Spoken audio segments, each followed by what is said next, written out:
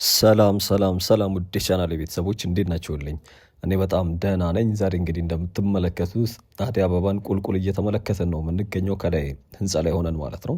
ዛሬ የምናሳልፈው የዛሬ ጉብኝታችን የሚሆነው እዚሁ አደይ አበባ አካባቢ ይሆናል። እንግዲህ ይህ ደግሞ የምትመለከቱት ሃይላይት ላይ የአዲሱ መንገድ ነው ወደ ሙኢንኮ የሚወስደው ማለት ነው። እንደምታዩት አረንጓዴ ስፍራዎች፣ ፐብሊክ ስፔሶች እንዲሁም ደግሞ ልክ እንደምታዩት አይነት አዳዲስ ላንድ ማርኮችም ጭምራሉ። እነኚህ የምታዩቸው በኳስና እንደዚሁም ደግሞ በአደይ አበባ ቅርጽ የተሰሩ አዳዲስ የተጨመሩ እንትኖች አሉ። መንገድ ኦልሬዲ ሊጠናቀቅ ትንሽ ነው የቀረው። አካባቢው እንዳለ የሚገራርሙ ሞሎች፣ የቢዝነስ ማዕከላት እንዲሁም ደግሞ ትልልቅ አፓርትመንት እየተሰራ ይገኛል።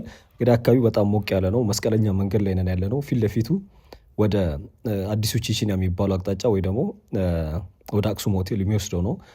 ጀርባችን ደግሞ ያው ሙኢንኮ ነው ያለው። ከዛ ባሻገር የ22 መንገድ ነው። በታች በኩል ቦሌ መድኃኔዓለም ኤድና ሞል አሉ።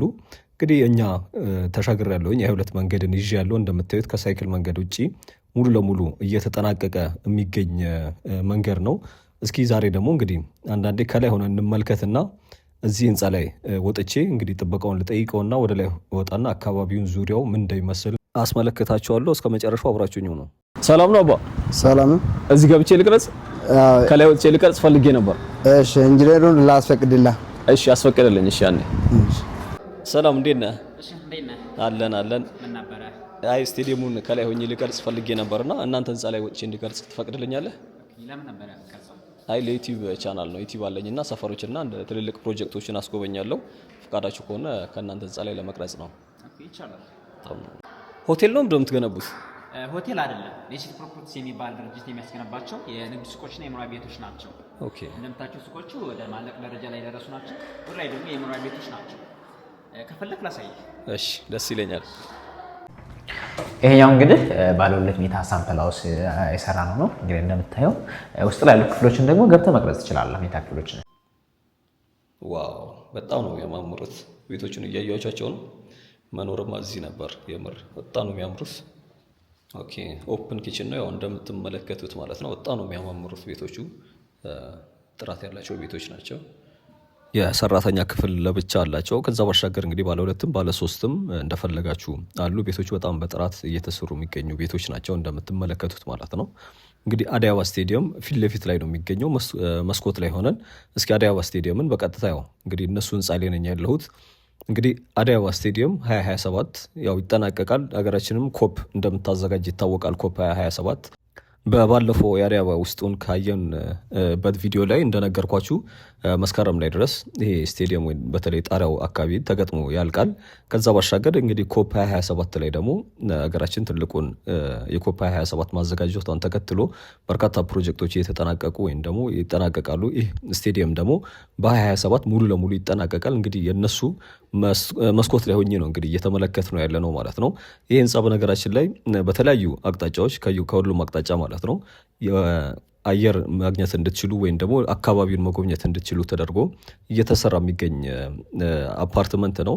ከሌሎች ክፍሎችም ሆኜ እስኪ ምን ይመስላል የሚለውን ወደ ቦሌ መድኃኔዓለም ወይ ደግሞ ወደ ኤድና ሞል አቅጣጫ የተለያዩ ወደ አማራጭ መንገዶች በስተጀርባም እንደሚመስል ከመስኮት ላይ ሆነን ከዚሁ ህንፃ ላይ ሳንወጣ እስኪ አካባቢውን እንጎበኛለን። እንግዲህ ደግሞ መታዩት ወደ ሙኢንኮ የሚወስደው እየተሰራ የሚገኘው መንገድ ነው። እዚሁ አካባቢ እንደሚታወቀው የሁሉም እምነት ተቋማቶች አሉ። ያ ደግሞ ሌላው አድቫንቴጅ ነው። ከዛ ባሻገር ትልልቅ ትምህርት ቤቶች እንዳሉ ይታወቃል። የመንግስትም ጨምሮ ማለት ነው። የግል ትምህርት ቤቶችም በብዛት ይገኛሉ። በባለፈው እንኳን ስናየው የነበረው የነ ጊብሰን ስኩል ከዚህ በስተጀርባ በኩል አለ። በርካታ ትምህርት ቤቶች ያው ቦሌ መሰናዶ እያያችሁት ከሆነ እነዚህ ቀይ ጣሪያ ያላቸው አረንጓዴ ስፍራ ላይ ያለው ማለት ነው። ከበስተጀርባ እዛም አካባቢ ያው ኳስ ሜዳ እየተሰራ እንደሆነ መቼ ነገርኳችሁ ማለት ነው። የስቴዲየሙ ያው ቦሌ መድኃኔዓለም ፊት ለፊት ይገኛል። ኤድና ሞል እነ ቀነኒሳ ሆቴል ትልልቅ ሆቴሎች ጨምሮ ማለት ነው በርካታ አገልግሎት ማዕከላት እዚህ ዙሪያ ላይ ይገኛል። እናንተም እንግዲህ ቡናችሁን ይዛችሁ በመስኮት እዚህ ስቴዲየም ላይ ምን እየተከናወነው የሚለውን በዛው መስኮት ላይ ወይ ደግሞ መስኮት ላይ ሆናችሁ መመልከት የምትችሉበት የሚገርም አይነት ቪው ያለው የሚገርም ቤት ነው። እንግዲህ እኔ ይህን ሁሉ እያሳየኋችሁ ያለሁት መስኮት ላይ ሆኜ ወይም ደግሞ ቤቶቹ እንደሚታወቀው ይሄ ቤት ማስተር ቤድሩም ነው። እንግዲህ ባልኮኒ ያለው እዛ ላይ ሆናችሁ የፈለጋችሁትን ምን እየተካሄደ ነው የሚለውን ቁጭ ብላችሁ መመልከት የምትችሉበት የሚገርም አይነት ቤት ነው። ከዛ ባሻገር እንግዲህ ቦሌ እምብርት ላይ ነው እንግዲህ የሚገኘው ይህ ቤት ማለት ነው። አዲስ አበባ ስቴዲየም እንደሚታወቀው ቦሌ ክፍለ ከተማ ከኤርፖርት አቅራቢያ ላይ ወይ ደግሞ ቦሌ ክፍለ ከተማ ወረዳ 3 ላይ ነው የሚገኘው። እንግዲህ ከበስተጀርባ እንደምትመለከቱ ዙም አድርጌ ያሳያችሁ ያለሁት ኢቭን ከዚህ ስቴዲየም ባሻገር እንኳን የኢትዮጵያ ስፖርት አካዳሚ ነው ያለው።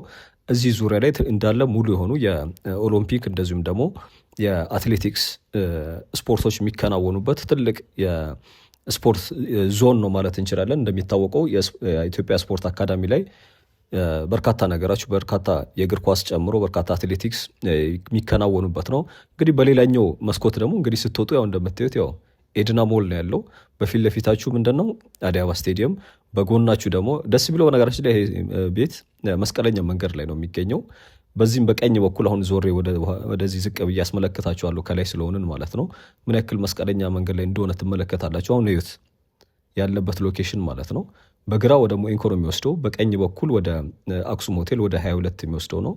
ይሄኛው ዋናው መስመር ደግሞ ወደ ጎላጎልና ወደ ቦሌ መድኃኔዓለም አራቱ መንገዶች እየታያቸዋል ብዬ ተስፋ አደርጋለሁኝ። እንግዲህ ማስተር ቤድሩሙ ያው በሌላኛው አቅጣጫ ደግሞ እስኪ እንውጣና በሌላ ባልኮኒ ላይ ሆነን ደግሞ ይሄንን እንመልከተው። ጠጋ ስትሉ ደግሞ ይሄን ያለው እንግዲህ እዚህ ይሄንን አይተናል። አሁን ቀጥሎ የምንሄደው ወደ ቢሮአቸው ነው። እስኪ አብራችሁኝ ነው። ሰላም ነው። አቶ ብሩክ ይኖራሉ? አቶ ብሩክ ከእንግዳ ጋር ናቸው። እስቲ ቼክ ላድርግላችሁ። እስከዛ አረፍ በሉ። እሺ ኢንጂነር እንደምን አለ? ዛሬ ከየት ተገኘ? ከእንግዳ ጋር ነበር የመጣሁት። ኦኬ። አቶ ተካ ይባላል። ከአንተ አንዳንድ መረጃዎችን ፈልጎ ነበር። በጣም መልካም። ሰላም አቶ ተካ፣ እንዴት ነው? አረፍ ይበሉ። እሺ፣ እኔ ስራ ስላለብኝ ወደ ሳይት እንግዲህ ልበድባ ትጥፋ። እሺ። ሰላም አቶ ተካ፣ እንኳን ደህና መጡ። የሚጠጣ ምን ይምጣሉት? ሻይ ቡና? አመሰግናለሁ። አሁን እስጃለሁ ትኩስ ነገር። ውሃ ውሰዷ። እና አቶ ተካ ምን ልታዘዝ? አጋጣሚ ቀረጻ ላይ ያለው ቦሌ አዲስ አበባ አጠገብ የሚገኘው ፕሮጀክታችሁን አየሁትና ወደ ውስጥ ገባ አጋጣሚ ኢንጂነራችሁን አገኘሁት እና ስለ ፕሮጀክታችሁ አንዳንድ መረጃ ማወቅ ፈልጌ ነበር የመጣሁት። በጣም ጥሩ። እንግዲህ ድርጅታችን መጀመሪያ ኔስል ፕሮፐርቲስ ይባላል። ኔስል ፕሮፐርቲስ ስለ ፕሮጀክቱና ስለ ሳይቱ ከመናገር በፊት አንዳንድ የፋሚሊ ካምፓኒዎች አሉ በስራችን ወይም ደግሞ በጋራ ያዝናቸው ካምፓኒዎች ማለት ነው። ከነዚህ መካከል የመጀመሪያው ፍሬሽ ኮርነር ነው። እንደሚታወቀው ሀገራችን ላይ ፍሬሽ የሆኑ አትክልቶችን በማቅረብ እንታወቃለን። ከዛ በመቀጠል ደግሞ ሉና ስላተራው ሲባል ካምፓኒ አለን። የእንስሳት ተዋጽኦችን ወደ ውጭ ሀገራቶች ኤክስፖርት እናደርጋለን። ከዛ በመቀጠል ደግሞ ዜታ ኮንስትራክሽን ይባል ካምፓኒ አለ። ከ20 ዓመት በላይ ኮንስትራክሽን ካምፓኒ ላይ የቆየ ካምፓኒያችን ነው። ከዛ በመቀጠል በአራተኝነት የምናገኘው ደግሞ ፍሌም ትሬዲንግ ነው። ፍሌም ትሬዲንግ ደግሞ ከውጭ ሀገር የሕክምና እቃዎችንና ለህንፃ ግንባታ የሚያገለግሉ የፊኒሺንግ ማቴሪያሎችን የሚያስገባ ካምፓኒ ነው። ከዛ በመቀጠል ደግሞ የምናየው የራሳችን ድርጅት የሆነው ኔስል ፕሮፐርቲስ ነው። ኔስል ፕሮፐርቲስ እንደሚታወቀው የተወሰኑ ዓመታቶችን በሪል ስቴት ሴክተሩ ላይ ቆይቷል። መጀመሪያ ላይ በቦሌ ካርጎ የሚገኝ ሳይት ያስረከብን ሲሆን ከዛ በመቀጠል ደግሞ ጃክሮስ ላይ ሁለተኛ ሳይቶችን አስረክበናል። ስለዚህ ያስረከባችሁ ሳይት አለ ማለት ነው? አዎ፣ ሁለት ሳይቶችን አስረክበናል። አንደኛው በቦሌ ካርጎ የሚገኝ ሲሆን ከዛ በመቀጠል ደግሞ በጃክሮስ የሚገኝ ሁለት ሳይቶችን አስረክበናል ማለት ነው። ስለዚህ የቦሌው ሶስተኛ ሳይታችሁ ነው ማለት ነው? አዎ፣ ከአዲስ አበባ ስቴዲየም ፊት ለፊት የሚገኘው ሶስተኛው ሳይታችን ነው። ያው ኢንጂነሩ እንዳሳየህ ከ90% በላይ ግንባታቸውን አጠናቀናል። የተናጠል ካርታ አላቸው። በፍሎር 3 እና 4 ቤት ነው ያለው። 2 ሊፍቶችንም ይጠቀማሉ ማለት ነው። እሺ፣ እንዳየሁት ከሆነ እንግዲህ ሳይታችሁ የሚገኘው በጣም ምርጥ የሚባል ቦታ ላይ ነው። ከአዲስ አበባ ስቴዲየም ፊት ለፊት መሆኑ ደግሞ ሌላ አድቫንቴጅ ነው። እኔም እንደማውቀው ደግሞ ፐርሰናሊ ቦሌ አካባቢ በጣም ውድ ነው የቤት ኪራይ እና ቦሌ ላይ ሰዎች ምናልባት አሁን የሚገዙ ሰዎች ኢንቨስት ለማድረግ ነው ወይም ደግሞ ለማከራየት ሊሆን ይችላል። ቦሌ ላይ ደግሞ የኪራይ ዋጋ ውድ ከሆነ እናንተ ጋር ኢንቨስት ማድረግ ምን ያክል አዋጭ ነው ብለህ ታስባለህ? መልካም። በመጀመሪያ ማንኛውም ሰው ከሌሎች ሎኬሽኖች አንጻር ኢንቨስት ሊያደርግበት የሚገባውና ትክክለኛው ቦታ ብዬ ነው የማምነው ቦሌ ላይ ነው። ለምሳሌ እንደ አንድ ሴክተሩ ላይ ረጅም ጊዜ እንደቆየ ሰው ኢንቨስት እንዲያደርጉ የምመክርበት ምክንያት ለምሳሌ አንድ ቤት ላይ ኢንቨስት ካደረጉ በኋላ ሪተርን ኢንቨስትመንቱ ወይም ደግሞ ያ ገንዘብ መመለስ ያለበት በ7 ዓመት ጊዜ ውስጥ ነው። አሁን ለምሳሌ እኛ ሳይት ጋር ሲመጡ ከኛ ሳይት ይሄንን ቤቶች ሲገዙ ከ3 እስከ 4 ዓመት ባለው ጊዜ ውስጥ ገንዘባቸውን መመለስ ይችላሉ ማለት ነው። የሆነበት ምክንያት ደግሞ አካባቢው ላይ ከሚሸጥበት ዋጋ በካሬ ከ50 ሺህ እስከ 60 ሺህ ድረስ የዲስካውንት ዋጋ ወጥተንለታል የመኖሪያ አፓርትመንቶቻችን ላይ ማለት ነው። አካባቢ ላይ ለምሳሌ ቼክ ብናደርግ በጣም ውድ ናቸው መኖሪያ ቤቶች፣ ቦሌ ላይ የሚጠበቅ ነገር ነው። ግን ከዛ አንጻር ደግሞ እኛ ዲስካውንት ስለወጣንባቸው ሪተርን ኢንቨስትመንቱ በ7 ዓመት ሆኑ ቀርቶ ከ3 እስከ 4 ዓመት ባለ ጊዜ ውስጥ ገንዘባቸውን መመለስ ይችላሉ ማለት ነው። ስለዚህ እዚህኛው ቤት ላይ ኢንቨስት ማድረግ የሚፈልጉ ምን ያክል ቤቶች አሏችሁ? ኦኬ፣ ኦልሬዲ እዚህ ጋር ያሉን 4 ቤቶችና 1 ሱቅ ብቻ ነው የሚቀረን። 3 ባለ 2 መኝታና 1 ባለ 3 መኝታ ብቻ ነው እጃችን ላይ የሚገኘው። እንዳልኩ ካርታቸው የተጠናቀላቸው ስለሆኑ 50% ብቻ ከፍለው በ8 ወር ጊዜ ውስጥ የሚረከቡት አፓርትመንቶች ነው ያሉን። ስለዚህ እዚህ መኖሪያ አፓርትመንቶች ላይ ቀድመው የተገኙ የዚህ ድል ተጠቃሚ መሆን ይችላሉ። እሺ እንደነገርከኝ ከሆነ ቦሌ ላይ ቀራችሁ በጣም ውስን ቤት ነው። በቀጣይስ ምን አስባችኋል? አዎ ውስን ቤቶች መቅረታቸው ምክንያት በማድረግ ወይም ደግሞ እያጠናቀቅን ስለሆነ የቦሌ ሳይታችንን አሁን ላይ አዲሱን ዓመት ምክንያት በማድረግ አዲስ ሳይት ሲኤምሲ ሲቪል ሰርቪስ ፊት ለፊት የአየር መንገድ መኖሪያ ቤቶች አካባቢ ላይ መኖሪያ ቤቶችን ለሽያጭ አውጥተናል። እስኪ ስለ አዲሱ ሳይታችሁ አንዳንድ መረጃዎች ስጠኝ። እሺ እንዳልኩ አዲሱን ዓመት ምክንያት አድርገን ነው ይህን ሳይት ያወጣ ነው። ቁፋሮና ሾሪንጋችንን ጨርሰን ኦልሞስት የፋውንዴሽን ስራችንን ልንጀምር ነው። ግራውንድ ፕላስ 16 እና 3 ቤዝመንት ያለው የመኖሪያ አፓርትመንት ነው። ከዛም በተጨማሪ ደግሞ ከግራውንድ እስከ ሁለተኛ ፎቅ ድረስ ያለው ለደንበኞች የሚሆን ሱፐርማርኬቶችን፣ የጋራ መገልገያ አዳራሾችን ያዘጋጀንበት የመኖሪያ አፓርትመንታችን ነው ማለት ነው። ከዛ በተጨማሪ ደግሞ የካሬ አማራጮቹ ከ60 ካሬ ጀምሮ ከባለ 1 እስከ ባለ 3 መኝታ ይገኛል። 10% ብቻ ከፍለው ይህ ማለት 570 ሺህ ወይም ደግሞ በ5.7 ሚሊዮን ብር ሙሉ ክፍያ የቤት ባለቤት የሚሆኑበትን መንገድ በኔስል ፕሮፐርቲስ አመቻችተናል ማለት ነው። ከዚህም በተጨማሪ ደግሞ በዓሉን ምክንያት በማድረግ ቀድመው ለሚመጡ 10 ደንበኞች ታላቅ ዲስካውንት ይዘን እየጠበቅናቸው ነው። እንደነገርከኝ ከሆነ እንግዲህ ጥሩ ስም አላችሁ። ከዛ ባሻገር ደግሞ አንዱን ጨርሳችሁ ወደ አንዱ ነው የምትሄዱት። ይሄ ደግሞ ሌላው አድቫንቴጅ ነውና እስኪ ከሌላው ሪል ስቴት እናንተ ምን ለየት ያደርገዋል? መልካም። እኛ ከሌላው ሪል ስቴቶች የሚለየን በመጀመሪያ በራሳችን ዲዛይነሮች ነው ዲዛይን የምናደርገው። በራሳችን ኮንስትራክሽን ካምፓኒ ወይም በዜታ ኮንስትራክሽን ህንፃ ግንባታውን እናጠናቃለን። ከዛ በመቀጠል ደግሞ የፊኒሺንግ ማቴሪያል ወይም ደግሞ የፊኒሺንግ ስራዎችን ደግሞ በራሳችን ካምፓኒ በሆነው በፍሌም ትሬዲንግ ማጠናቀቃችን ከሌላው ልዩ ያደርገናል።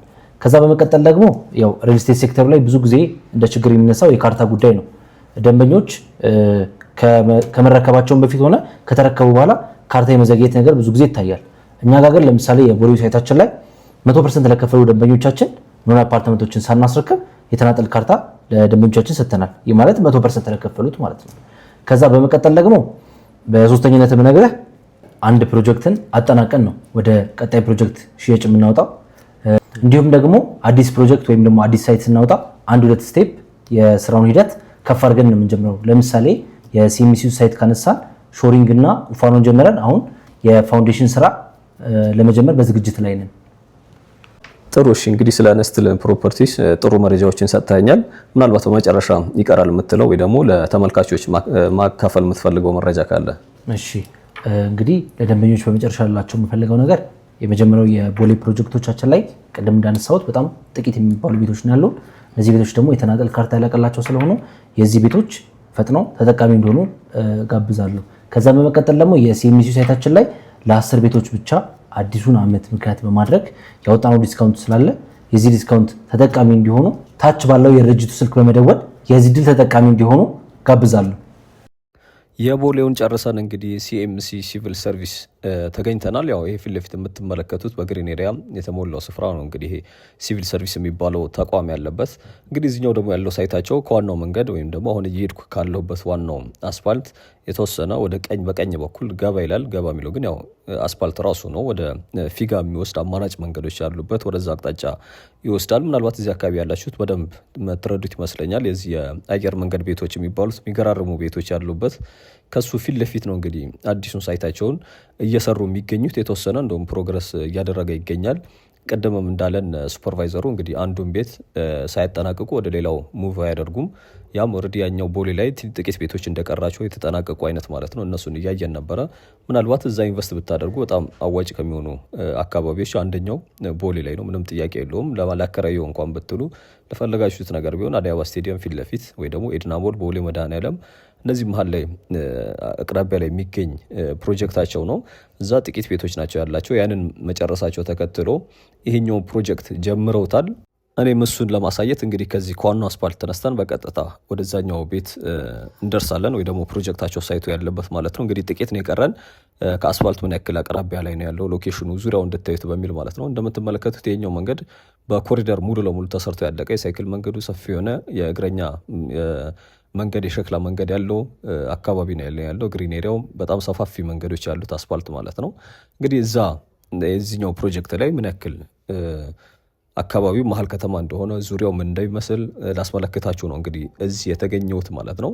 እንግዲህ ይሄኛው ፕሮጀክት ላይ ሙሉ ለሙሉ ገና ስለሆነ በርካታ አይነት አማራጮች ቤቶችን ከፈለጋችሁ እንግዲህ እሱ ባለው መሰረት ማለት ነው ከ5.7 ሚሊዮን ሙሉ ክፍያ ጀምሮ ቤቶች ማግኘት የምትችሉበት አማራጭ አለ። ወይ ደግሞ በ10% ብቻ ቅድመ ክፍያ ማለት ነው በ570 ሺህ ብር ብቻ የቤት ባለቤት የምትሆኑበት እድል ነው ያመቻቹላችሁ። እንግዲህ ዋናው መንገድ ያው ይሄ ነው። ይሄም ራሱ አስፋልት ነው እንዳልኳችሁ ኦልሬዲ ያው ገባ ብለናል። ቀደም እዛ የዛኛው አስፋልት ላይ ነው የነበርነው። ዙሪያው እንደምትመለከቱት ነው። ኢቭን ይሄም የኮሪደር መንገድ በሉት ሙሉ ለሙሉ አይነት ያው አረንጓዴ ስፍራ ያለው በጣም ሰፊ የሆነ የእግረኛ መንገድ ያለው ከዛ ባሻገር ደግሞ አማራጭ መንገዶች ዙሪያው ላይ ኢንተርናሽናል ትምህርት ቤቶች እንደዚሁም ደግሞ የእምነት ተቋማት በርካታ አማራጭ መንገዶች እና ትልቅ ተቋማቶች ያሉበት አካባቢ ነው። እንግዲህ ያው በዚህ በግራ በኩል የምትመለከቱት ሳይት ነው። ወደዛ ጠጋ ብለን እስኪ በደንብ አስመለክታችኋለሁኝ። እንግዲህ ምናልባት እዚህኛው ላይ ከሆነ ኢንቨስት ማድረግ የምትፈልጉት ያው ስክሪን ላይ ስልካቸው አለ ኦልሬዲ። ቦሌ ላይ የቀረውን መሞከር የምትፈልጉም ከሆነ እዛኛው ላይ ኢንቨስት ማድረግ ነው። እንግዲህ ያው ይሄ ነው ኔስትል ፕሮፐርቲስ ማለት ይሄ የምትመለከቱት ይሄኛው ግቢ ላይ ነው። ውስጥ ላይ ፕሮጀክት ኦልሬዲ እየተሰራ ነው። እነሱን ቅድም እንዳላችሁ ማለት ነው ያው አየር መንገድ ቤቶች ማለት ያው አጠገባችን ያሉት በዚህ በቀኝ በኩል መደዳ ያሉት ናቸው። ዙም ማድረገው ደግሞ ምናልባት እየታያችሁ ከሆነ ነጩ ህንፃ ጋር ወደ ፊጋ የሚወስድ ሌሎች መንገዶች አማራጭ መንገዶች አሉ። የቅድሙ ፕሮጀክት ላይ እንዳየነው በርካታ አማራጭ መንገዶች ያሉበት ነበር። ይሄኛውም በተመሳሳይ በርካታ አማራጭ መንገዶች ያሉት አይነት ፕሮጀክት ነው። እንግዲህ ኢንቨስት እንድታደርጉ ጋብዛለሁኝ። እዚሁ ላይ ባለው ስልክ ኮንታክት አድርጓቸው። አመሰግናለሁ።